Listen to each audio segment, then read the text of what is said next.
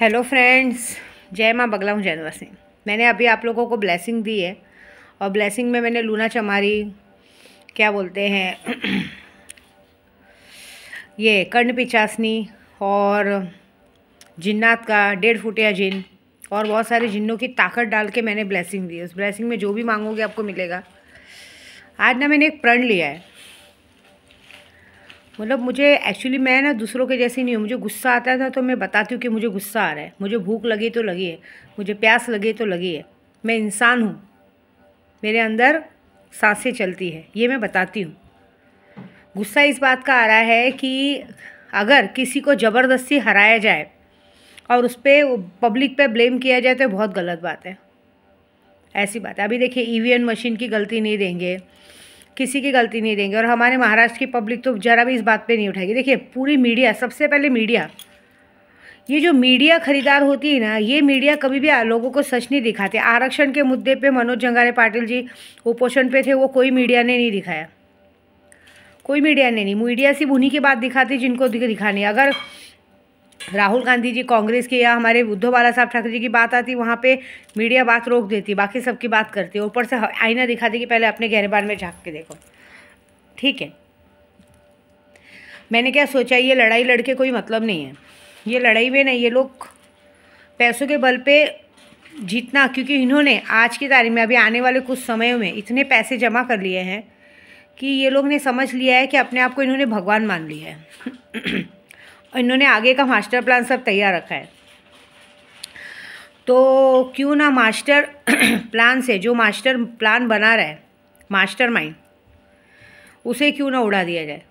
और उसे उड़ाने का नहीं, ये जो भी पॉलिटिक्स का गंदा खेल है, मैंने इतना तो देखा है कि हमारे महाराष्ट्र में गलत सही के लिए बोलने वाला कोई नहीं है।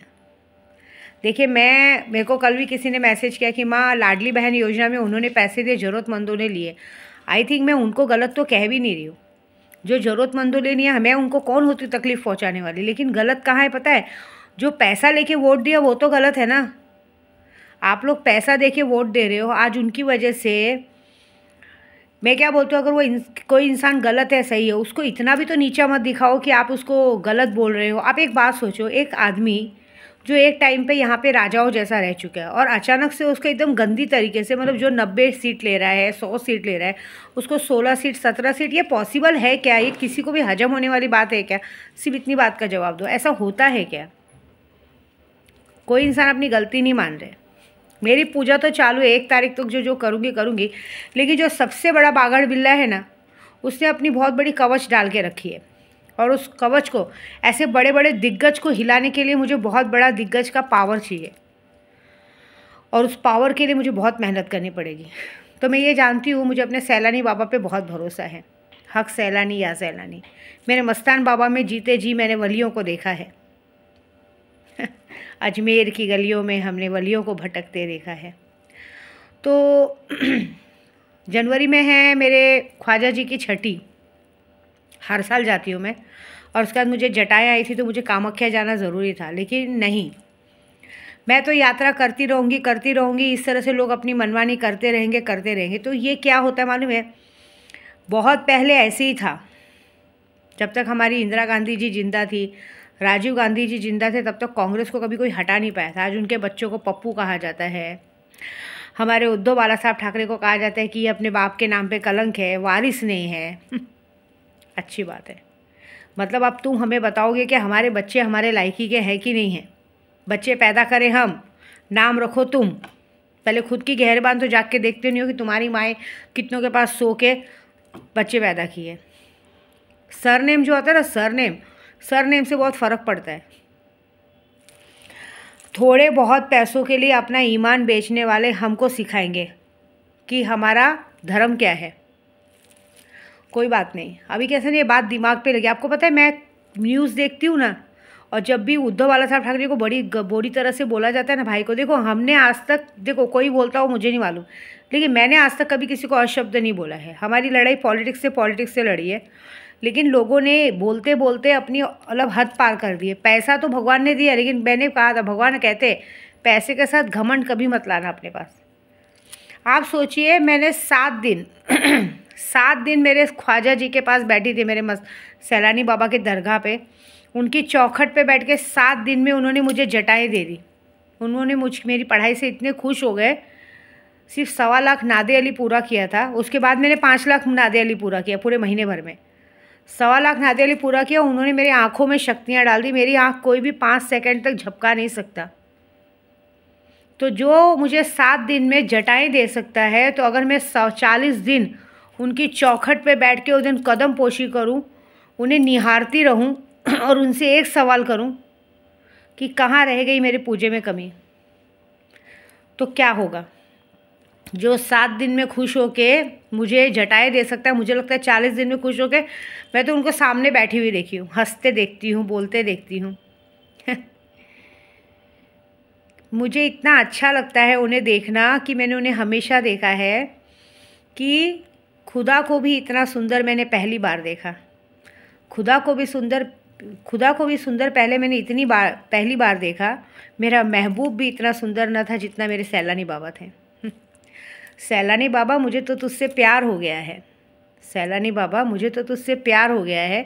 इस दुनिया की हर चीज़ मुझे बेगानी लगती है। बस तेरे दर पे आऊँ, तुझे चूमूँ, तेरे साथ रहूँ, इस विद्या देवी की पागलपंती ये कहती है। तो बस बाबा जी, मैं कुछ बहुत बड़ा पाना चाहती हूँ।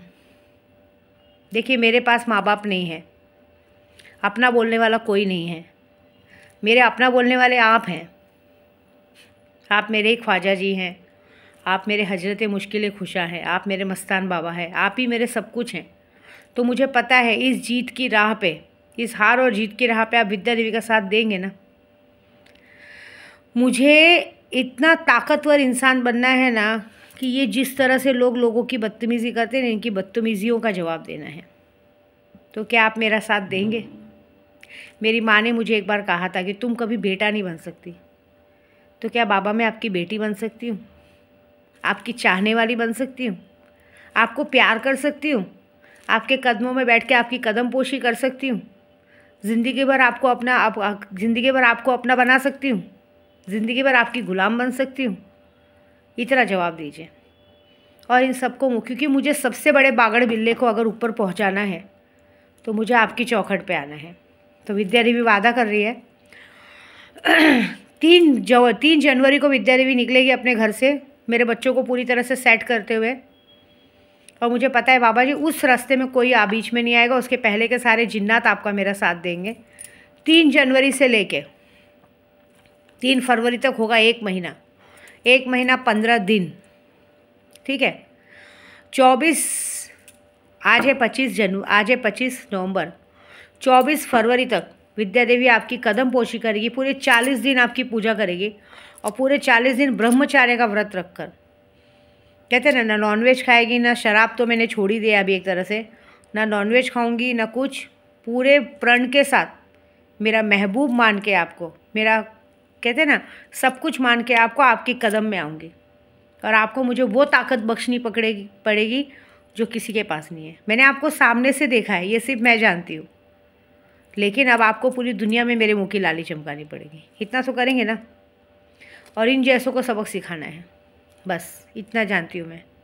उस 40 दिन में आपको अगर मेरे पे बहुत ज़्यादा मुझ पे खुश हो तो भले मुझे मार देना, अपने पास बुला लेना, कोई गम नहीं, कोई चिंता नहीं, क्योंकि मुझे मेरे पीछे रोने वाला कोई नहीं है।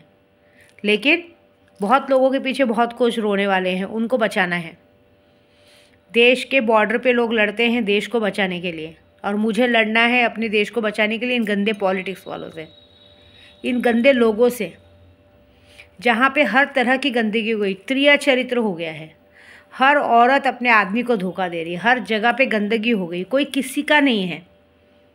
और ऐसी गंदी जगहों पे मुझे रहना नहीं है, बस, ठीक है। तो आप, मैं पूरे यूट्यूब पे बोल रही हूँ, 3 जनवरी को विद्या देवी अपना व्रत शुरू करेगी, 24 फरवरी तक बाबा जी की कदम पोशी करेगी। अब उसके लिए मुझे भले ना करोड़ों रुपया खर्चा कर देना पड़े, पूरी ताकत के साथ जाएगी विद्या देवी, इतना पता है मुझे। और इसमें मेरा साथ मेरे बाबा जी देंगे ही, बस। जय माता दी।